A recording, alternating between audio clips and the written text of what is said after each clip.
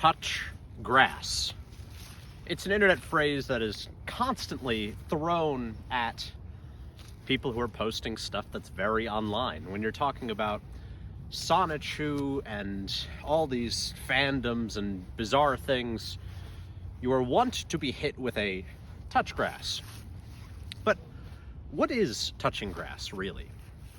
Today, we are so profoundly disconnected from the reality of nature that the idea of touching grass in itself is a new action, not something that is done every day, not something that is simple life. When we touch grass, we often, nowadays take a second out of the day. Some people even call it earthing. They walk barefoot on the earth. Yet again, something that was done by all of our ancestors every day. But now we have become so disconnected from nature that to go out and intentionally experience nature is like flipping on a channel on the TV. We just turn on the TV, we turn on the nature channel and we say, oh, grass, and then back home, back into our room, back into our cars, back into what we experience as the real world. But I tell you, this is not nature. If you go out for a walk in the woods, you're not actually experiencing nature. You're turning on the nature channel. Because the reality of nature is not static. You don't go out on a good day and believe you've experienced reality, because you've not. You've experienced a photograph, or yet again, you've experienced a show on a single channel or one website. So, what is nature?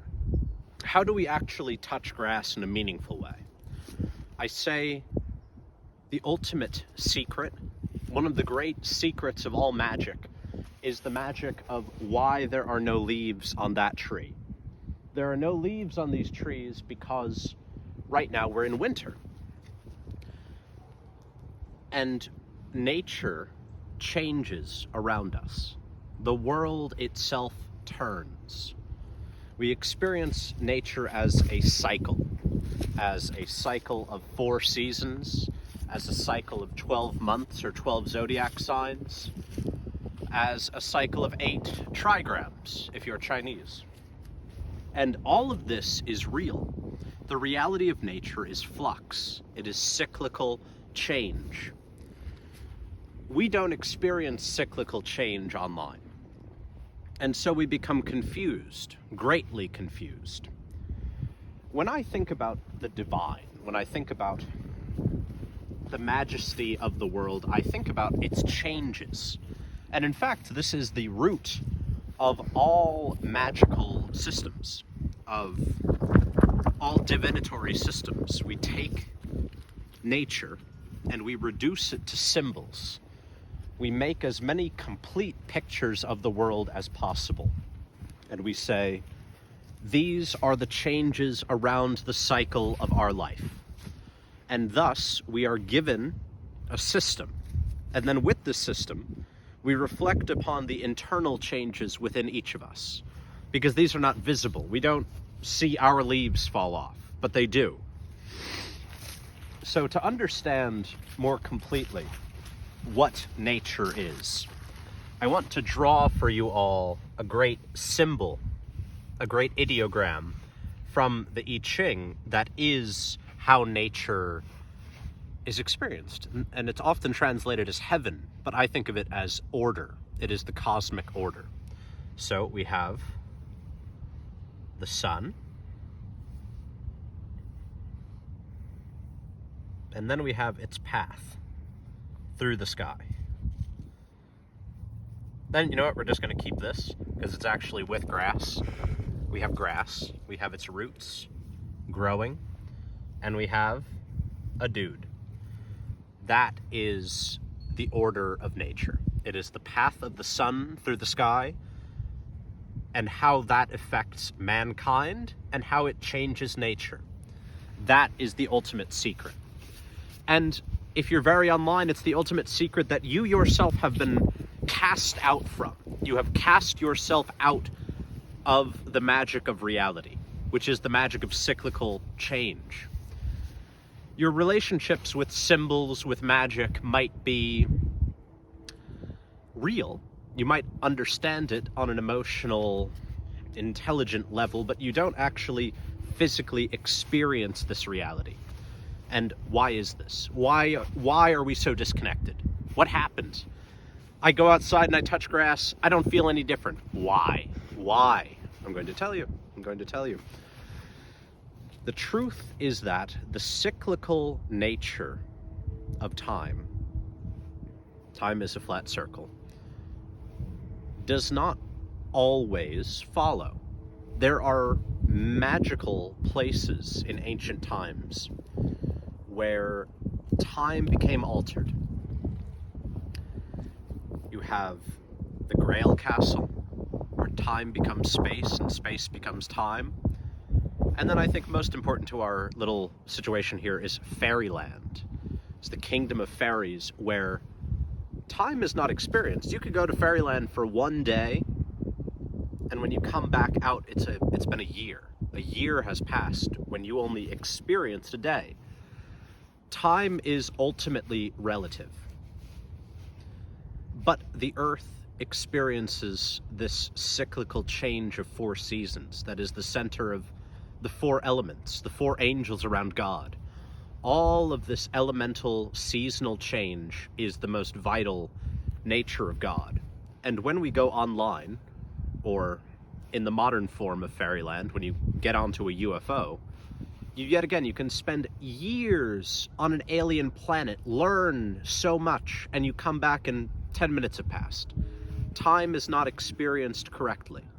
The time is out of joint when you are in these specifically Aquarian, strange places.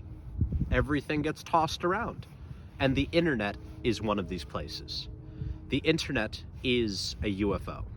The internet is a fairyland where you can scroll and scroll and scroll and you're bored, but you don't experience the passage of time normally. No.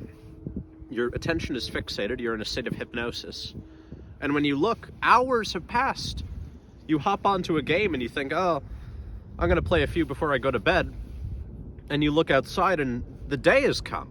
You don't experience time normally, rationally, or linearly online or with technology in general.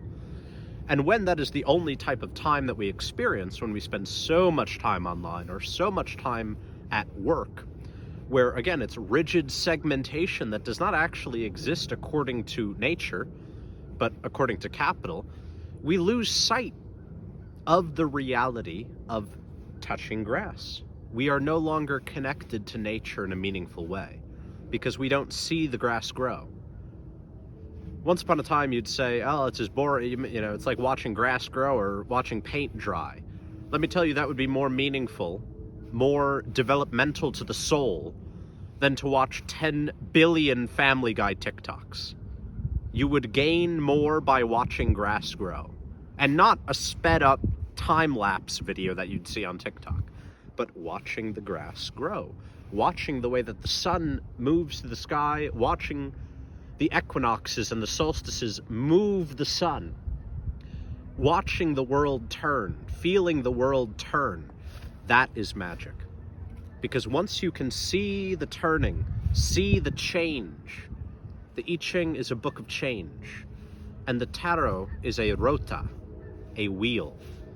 To experience the cyclical change of nature, the cyclical change of God, is to feel the wheel within us turning. If you spend too much time in fairyland, your internal wheel is turning and you're not feeling it. You don't understand it, and you'll be very confused when the spokes break off and you crash. So what can I say but touch grass, but do it every day. Do it every season. Enjoy the grass that is dying, and enjoy the grass that is being born.